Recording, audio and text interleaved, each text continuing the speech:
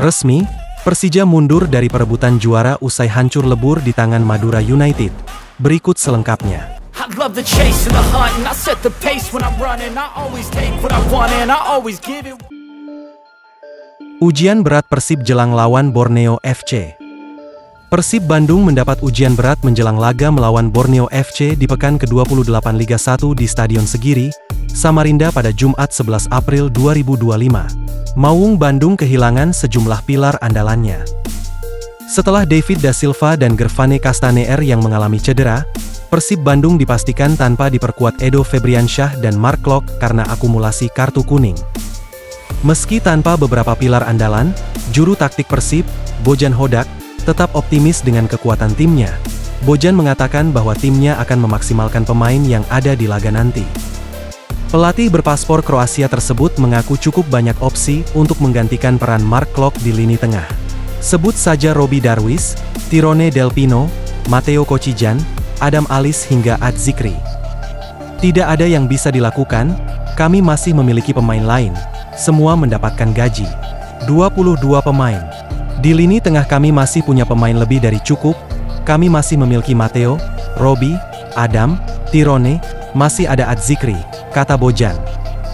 Sementara itu, posisi Edo Febriansyah di bek kiri bisa diisi Zalnando.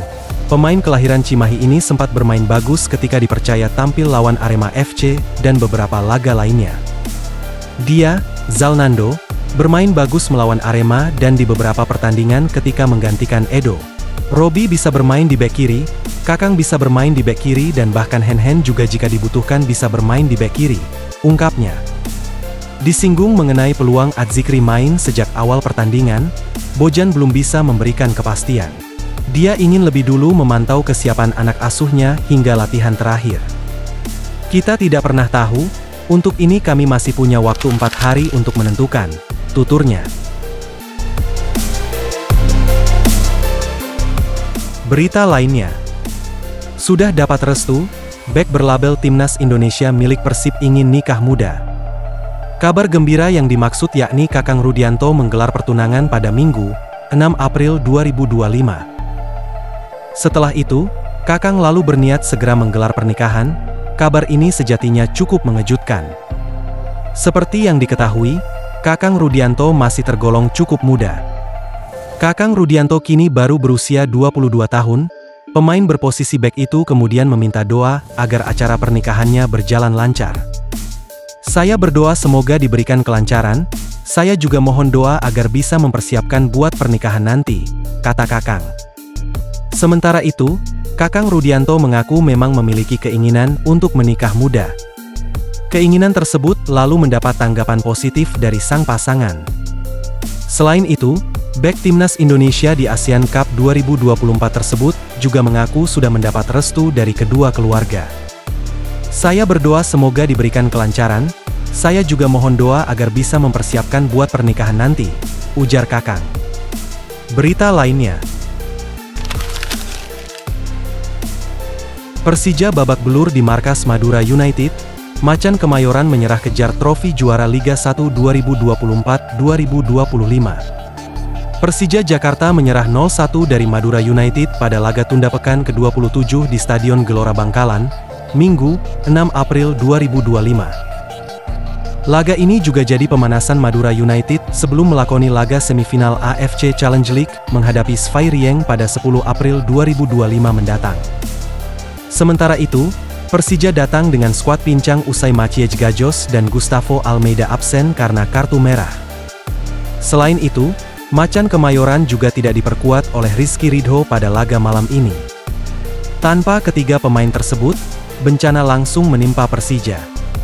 Pada menit ke-38, Muhammad Ferrari menjatuhkan Koko Ari Araya di dalam kotak penalti. Usai berkonsultasi lama dengan VAR, wasit langsung memutuskan hadiah penalti dan kartu merah untuk bek Timnas Indonesia tersebut. Milian Skrbik pun mengambil tugas sebagai eksekutor penalti dan berhasil mengecoh Carlos Eduardo, serta mencetak gol untuk Madura United. Tidak ada gol tercipta di sisa waktu. Hasil ini membuat Persija tertahan di posisi keempat dengan catatan 43 poin. Mereka terpaut jauh dengan Persib di puncak klasemen, Tim berjuluk Macan Kemayoran tersebut tertinggal 14 poin dari Persib dengan sisa 7 pertandingan musim ini. Usai laga, Carlos Pena selaku pelatih Persija Jakarta sudah angkat bendera putih soal perebutan gelar juara. Pihaknya memilih realistis soal target musim ini.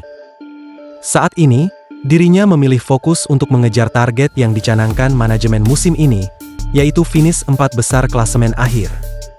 Tidak, gelar itu sangat jauh bagi kami. Sekarang kami sangat jauh dari posisi pertama, dan target musim ini adalah berada di 4 besar, ujar Pena. Persija Jakarta kini fokus untuk menghadapi laga berikutnya. Pada pekan berikutnya, Macan Kemayoran bakal menjalani duel klasik menjamu Persebaya Surabaya di kandang sendiri. Kami telah membicarakan hal ini sepanjang musim, tapi sekarang yang harus kami lakukan adalah menang lagi, ujar Carlos Pena.